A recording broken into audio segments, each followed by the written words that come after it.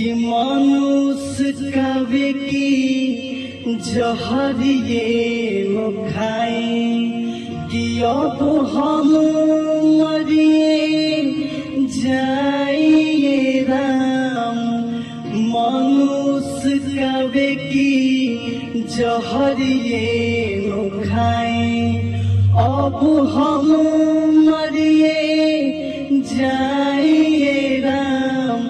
केहू कहे तो दिखाई हाल दिलवा के सुनाई कि भीतरे भीतर दादा हम घुटता